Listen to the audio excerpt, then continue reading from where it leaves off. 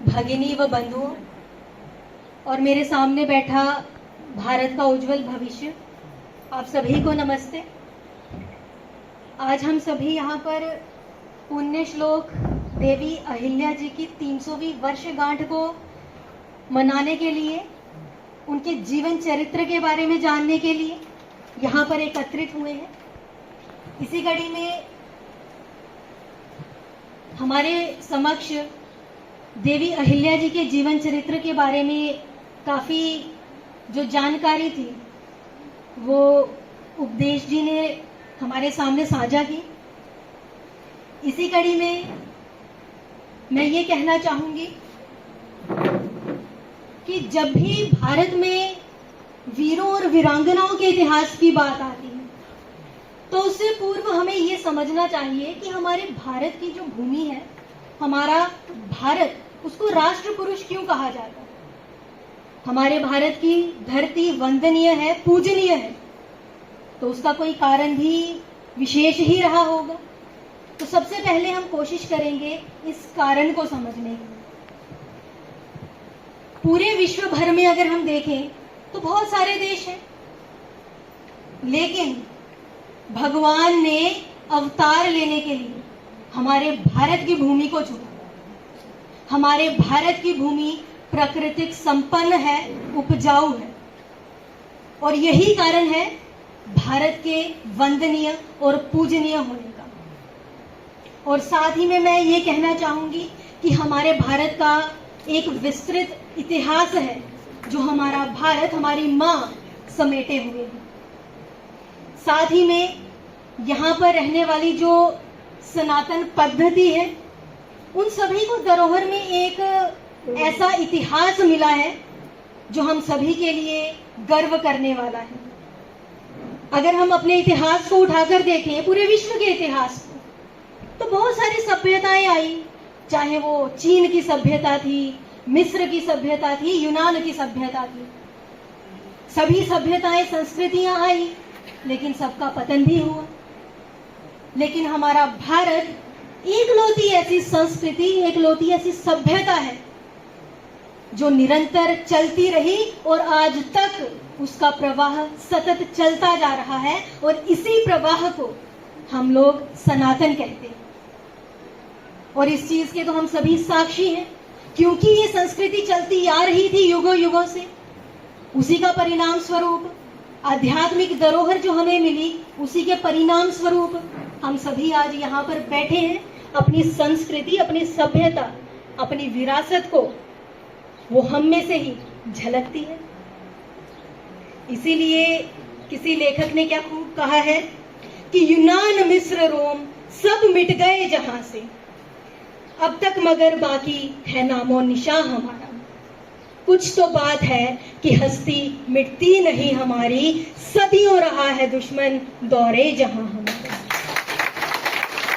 हमारे भारत का और हमारे सनातन का इतिहास बहुत प्राचीन है, और इस प्राचीन इतिहास में साझा सहयोग है हमारे वीरों का, हमारी वीरांगनाओं का, हमारी बेटियों का। और उसी कड़ी में आज हम लोक माता देवी अहिल्या के जीवन चरित्र के बारे में जानने के लिए यहाँ एकत्रित हुए हैं। जैसा कि दीदी उपदेश जी ने बताया कि आज से 300 वर्ष पूर्व देवी अहिल्या भारत में हुई थी या भारत में प्रगटी थी, लेकिन 300 वर्ष के जानने के लिए यहाँ एकत्रित हुए हैं, उनके बारे में सुनना चाहते हैं, तो कारण कोई विशेष ही रहा होगा। देवी अहिल्या के जीवन चरित्र को अगर हम देखें तो हमारे जितने भी सनातन मूल बिंदु हैं वो सभी देवी अहिल्या के जीवन चरित्र से हमें देखने को और जानने को मिलते हैं। और सिर्फ इतना ही नहीं, हम जितने भी विशेषणों का प्रयोग करें वो सभी के सभी विशेषण देवी अहिल्या के लिए एकदम कारगर बैठेंगे। यानी कि देवी अहिल्या के जीवन में उन विशेषणों का उन्होंने अपने जीवन चरित्र के माध्यम से ऐसा संदेश देने का कार्य किया ही है। तभी हम 300 वर्ष के बाद भी देवी अहिल्या के बारे में जानने के लिए एकत्रित हुए। यहाँ पर आके जब मैंने नजरें घुमाई तो देखा कितने सारे फ्लेक्स यहाँ पर देवी अहिल्या के जीवन चरित्र को वर्णित करने के लिए लगाए गए हैं, तो पढ़ के भी अच्छा लगा। जैसे सामने ही लिखा है, वह स्त्री जो कठिनाई में भी अपना धर्म ना छोड़े, वही स्त्री सच्ची शिक्षा का प्रतीक, सच्ची शक्ति का प्रतीक होती है। और इसमें तो कोई दो राहें हैं ही नहीं। देवी अहिल्या के जीवन चरित्र से ये सारे गुण हमें जानने को मिलते हैं। और आज का ये जो इस प्रीमाइस का माहौल अहिल्या युक्त करने का जो प्रयास किया है, वो भी बहुत ही ज्यादा स्वागत योग्य है। सबसे पहले देवी अहिल्या के जो जीवन के तथ्यात्मक हम यहाँ पर उपस्थित हुए हैं और मुझे बड़ा गर्व है ये कहते हुए कि अहिल्याबाई होलकर जी की 300वीं जन्म शताब्दी पर हम सब एकत्रित भी हुए हैं और खासकर कठुआ की इस भारतीय जनता पार्टी के कार्यालय में आपके समक्ष हम शब्द भी बोले हैं।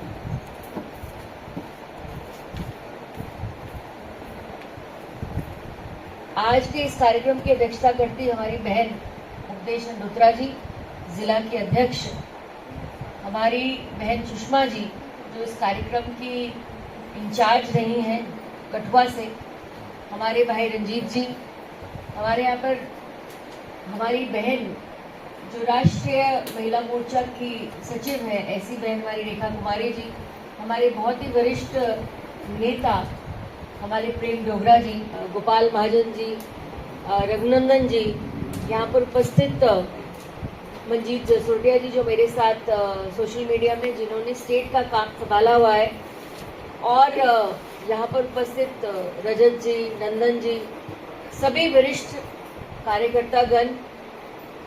कठुआ हमेशा से मेरे लिए बहुत एक ऐसा शक्ति का केंद्र रहा है, एक उदाहरण का केंद्र रहा है, जहाँ से जब मैं महिला मोर्चा अध्यक्ष भी थी तो महिलाएं बड़ी उग्र होके जो है यहाँ पर निकलती थी।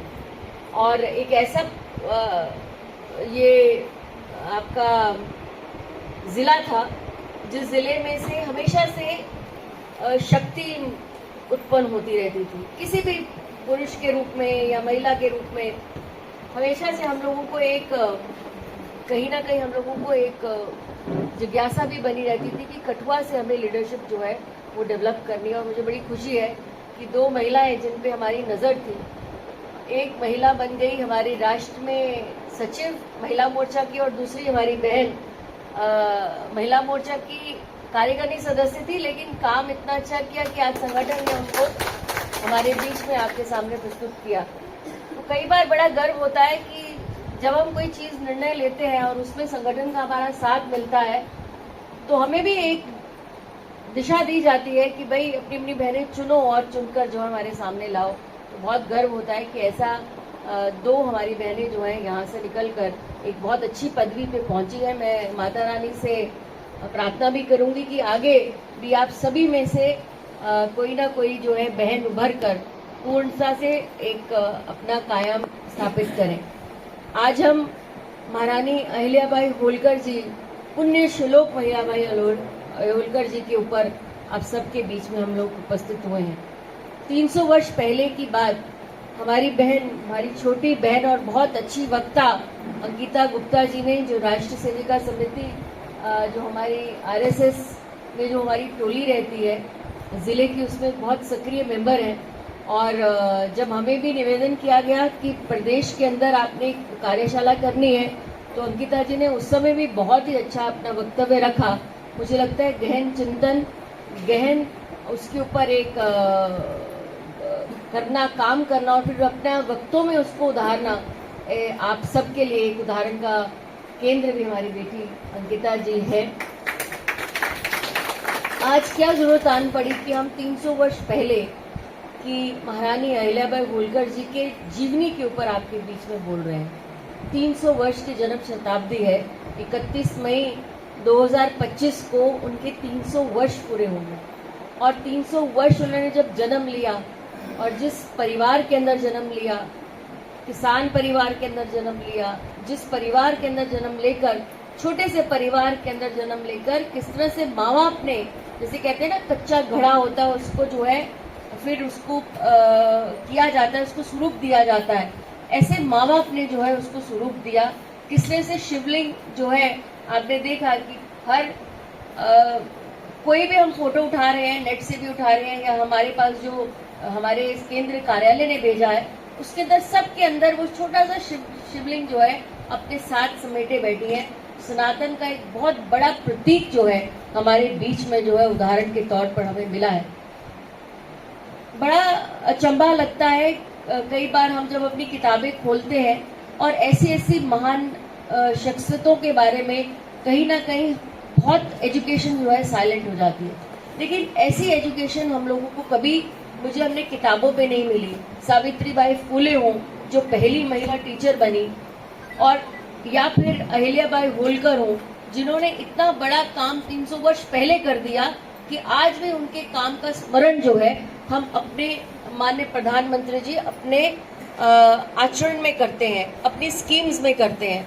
हमने देखा कि किस तरह से जब काशी में उन्होंने शिवलिंग जब पूरा उसका जीवोद्धरण किया तो माननीय प्रधानमंत्री श्रीन भाई मोदी जी ने अहिल्याबाई होलकर जी की प्रतिमा को जो है वहां पर स्थापित किया, क्योंकि उनको पता था कि अहिल्याबाई होलकर जी ने एक समय पर वाराणसी के अंदर शिव जी का जो मंदिर है उसको कहीं ना कहीं जीवोकरण करने में 300 वर्ष पहले, जब उससे पहले मुगलों ने उसके ऊपर आघात किया था, तो उसके बाद 100 साल के बाद महारानी अहिल्याबाई होलकर ने ये प्रण लिया था कि मैं शिवलिंग को कहीं ना कहीं इस मंदिर का जीवोकरण करूंगी, और तब से ये प्रक्रिया जो है शुरू हो रही है। तो परिवार का, हम कहते हैं परिवार के अंदर संस्कारों का एक बहुत बड़ा महत्व होता है। हम अपनी बच्चियों को क्या सिखा रहे हैं, हम अपने बच्चों को क्या सिखा रहे हैं, ये उदाहरण जो है अहिल्याबाई होलकर की जीवनी के से हमें मिलता है। यही नहीं, जब वो अंकिता जी ने बड़े साफ और स्पष्ट शब्दों में आपको उनकी जीवनी के बारे में बताया, किस परिवार के अंदर उन्होंने जन्म लिया, कहाँ पर उनकी शादी हुई, महारानी बनी वो।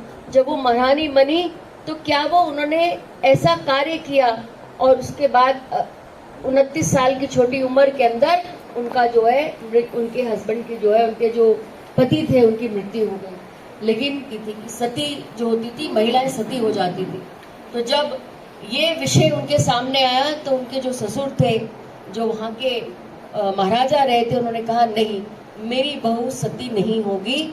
और ये उदाहरण जो है, क्योंकि ये महारानी है, इसने पूरे विश्व के अंदर उदाहरण स्थापित करना है कि सती नहीं होगी, और ये राज्य जो है महारानी की तरह इस शासन को जो है संभालेगी, अपने हाथों से संभालेगी। तो अगर एक महारानी उस समय सती हो जाती तो क्या उदाहरण वो दूसरी महिलाओं पे दे पाती।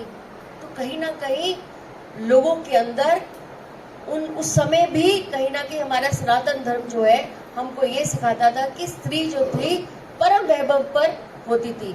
और सती क्यों होती थी महिलाएं? इसीलिए सती होती थी क्योंकि मुगलों का राज शासन होता था, और मुगलों से बचने के लिए, मुगलों की गलत नियत से बचने के लिए महिलाएं जो थी, जो विधवा हो जाती थी, वो जो है वो अपने आप को सती कर लेती थी ताकि वो उनके हाथ ना चढ़ पाए। लेकिन इस प्रथा को कहीं ना कहीं अगर रोकने का काम किया तो अहिल्याबाई होलकर की जीवनी में हमें पता चलता है कि किस तरह से उन्होंने अपना इस संदर्भ को जो है कहीं ना कहीं किया। आने वाले समय के अंदर हमने देखा है कि 300 वर्ष का उनका जो रहा, 300 साल पहले वो किस तरह से शासन करती थी। वो हर रोज जो है लोगों को सुनती थी, हर रोज उनके बारे में बातचीत करती थी। वो सिर्फ शासक बनकर जो है अपने राजमहल में शासन नहीं करती थी, वो लोगों के बीच में जाती थी, उनकी समस्याओं को सुनती थी, उनकी समस्याओं का उदाहरण करती थी। उन्होंने कहा कि राज्य में केंद्रीय नियंत्रण और स्थानीय स्वायत्तता को संतुलित रूप से स्थापित किया गया, जिससे अधिकार और स्थायित्व का गर्वपूर्ण वातावरण बना। उन्होंने राज्य प्रशासन और न्याय व्यवस्था को इस प्रकार संगठित किया कि वह आने वाली व्यवस्थाओं के लिए एक मिसाल बन गई। अहिल्याबाई ने ये सुनिश्चित किया कि उनके राज्य में लोगों को निष्पक्ष रूप से और शांतिपूर्ण परिस्थितियों में न्याय मिल सके। इसीलिए हमने एक होर्डिंग के अंदर आपका देखा है कि न्याय वह नींव है जिस पर एक मजबूत और समृद्ध राष्ट्र का निर्माण होता है, कि जिस राज्य के अंदर न्याय एक व्यक्ति को मिलता है, उस न्याय से जो है उस अगर राष्ट्र का निर्माण होना है तो उसका निर्माण तभी हो सकता है जब उस प्रजा में उस प्रजा को जो है न्याय मिले। और एक उदाहरण अंकिता जी ने आपके बीच में रखा कि जब उनका पुत्र के ऊपर निर्णय लेने का बात हुआ तो उन्होंने ये नहीं देखा कि मेरा उस पुत्र से मेरा क्या नाता है, कि उस व्यक्ति से मेरा क्या नाता है, लेकिन उन्होंने जो है उस पर निर्णय लिया। राजनीति में उन्होंने अद्वितीय प्रदर्शन किया, लेकिन साथ ही साथ भारत की संस्कृति विरासत में भी उनका योगदान अत्यंत महत्वपूर्ण है। उन्होंने मंदिरों, किलों, अन्य ढांचागत परियोजनाओं को वित्त सहायता दी, जिससे भारत की धार्मिक और जो हमारी स्थापित जो हमारी परंपराएं हैं उनको संरक्षण मिल पाए, उनको संवर्धन मिल पाए और निरंतर जो है सुनिश्चित हुई। नारायण एक और जो जिन्होंने उनके ऊपर अध्ययन किया 2007 के अंदर, उनके अनुसार उनके संरक्षण ने विशेष रूप से राजनीतिक अस्थिरता और विदेशी खतरों के समय पर राष्ट्र की आध्यात्मिकता और सांस्कृतिक पहचान को पुनरुत्थान से महत्वपूर्ण योगदान जो है वो दिया। उनकी आर्थिक नीतियां सिर्फ वहां तक सीमित नहीं थी कि राज्य तक ही सीमित हो, राजनीति की सीमित हो। उनकी आर्थिक नीतियां जो है व्यापार व्यवस्था और बाजार व्यवस्थित करने में भी कहीं ना कहीं उनकी नीतियां जो है हम लोगों को उदाहरण देती हैं। उन्होंने करों की छूट कर दी, व्यापार को स्वतंत्र कर दिया। उन्होंने व्यापारियों और करों को सरल बनाया, न्यूनतम रखा, जिससे व्यापारियों में आत्मविश्वास बढ़े। उन्होंने बाजार की स्थापना की, हाट बाजारों की स्थापना की और कई गांवों और नगरों के बीच में आर्थिक प्रभाव बना रहे, इसकी व्यवस्था उन्होंने सुनिश्चित की। व्यापारिक मार्गों की सुरक्षा, मालवा क्षेत्र के प्रमुख व्यापारी मार्गों की सुरक्षा हेतु सैनिक तैनात कर दिए गए, जिससे व्यापारियों का जो लूटपाट होता था उससे वो अपने आप को आईबीएम में थोड़ा नीचे करना तो आगे खड़ा था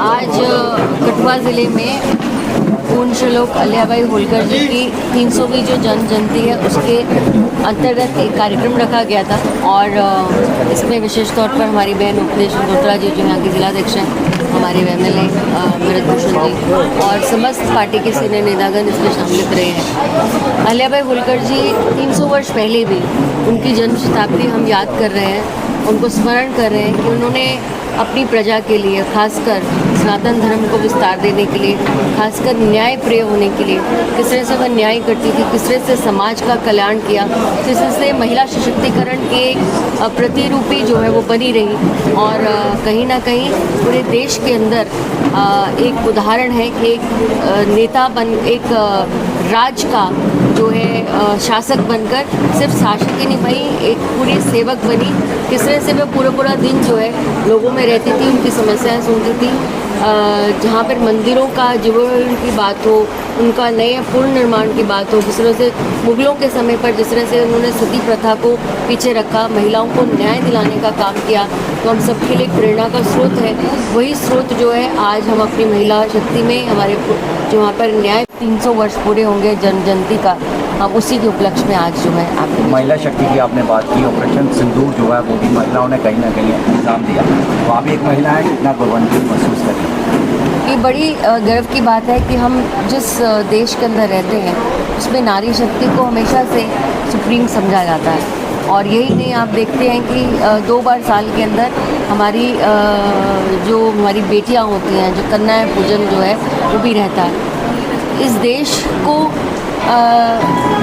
जो ऑपरेशन सिंदूर की वजह से तो आज हमारी नारी शक्ति ने, हमारी बहनों ने जो आर्म्ड फोर्सेस के अंदर है और मुझे लगता है कि पूरा ऑपरेशन जो संयोजक करने वाली थी वो भी ये महिला शक्ति थी। किस तरह से पाकिस्तान के जो टेररिस्ट कैंप्स थे नो नस्ता नाबूद किए हैं। हम बहुत गर्वित महसूस करते हैं कि ऐसी नारी शक्ति, ऐसे हमारी बहनें जो है हर क्षेत्र के अंदर अपने आप को जो है झोंक देती हैं भारत क्षेत्र के अंदर देश के लिए अगर बात आती है तो वो परिवार को पीछे छोड़कर अपने देश के लिए जो अग्रसर रहती है, ये पाकिस्तान को भी एक चुनौती।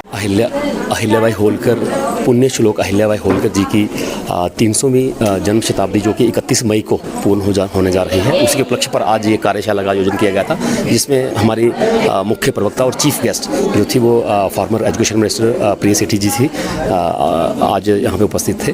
उनके साथ संघ से एक और वक्ता हमारे यहाँ पे मौजूद थे और जितने भी पदाधिकारी, जिसमें हमारे डिस्ट्रिक्ट प्रेसिडेंट उपदेश चंदोत्रा जी भी मौजूद थे। तो संदेश आज के इस अहिल्याबाई होलकर जी की कार्यशाला में यही रहा कि महिला सशक्तिकरण, और जिस तरीके से उन्होंने काम किया है और जिस तरीके से हमारे देश के प्रधानमंत्री महिला सशक्तिकरण को लेकर काम कर रहे हैं, तो मैसेज यही है कि महिलाओं को ज़्यादा से ज़्यादा सशक्त किया जाए और अपने देश की बैकबोन को मजबूत किया जाए। आज बड़ी संख्या में यहाँ पर महिलाएं पहुंची और एक बेहतर कार्यक्रम और बेहतर मैसेज जो समाज में दिया गया है, क्या मैसेज रहेगा बाकी लोगों के लिए? मिला जुला प्रयास रहता है जी, पार्टी का कार्य है। अगर संगठन की तरफ से कोई आपको दायित्व दिया जाता है कि आपने ये कार्यक्रम को सक्सेस करवाना है, तो मैं कहीं ना कहीं समझता हूँ कि वो संपूर्ण पार्टी के कार्यकर्ताओं का, पदाधिकारियों का वो एक मिला जुला प्रयास रहता है, जिसके जरिए आज जो कार्यक्रम है ये सफल हुआ है। और कहीं ना कहीं मैं जिला की जो प्रेसिडेंट है, डिस्ट्रिक्ट प्रेसिडेंट हमारी अध्यक्षा दीदी उपदेश चंदोत्रा जी, उनको भी बधाई देना चाहूँगा। और हमारे जो जितने भी पदाधिकारी हैं जिन्होंने प्रॉपर सपोर्ट करके इस कार्यक्रम को सफल बनाने में हमारा मदद किया, तो हम भविष्य में कोई ऐसे कार्यक्रम और देखने को मिल सकते हैं? बिल्कुल जी, 31 मई को उनका 300वीं शताब्दी जो जन्म दिवस है वो पूरा होने जा रहा है। तो उसी कार्यक्रम में, उसी की कड़ी में चलते हुए हम जगह जगह पे इसके जो कार्यक्रम है उनका आयोजन करेंगे और एक अच्छा मैसेज जो है पुण्य श्लोक अहिल्याबाई होलकर जी का जो है उनकी जीवन शैली पर समाज में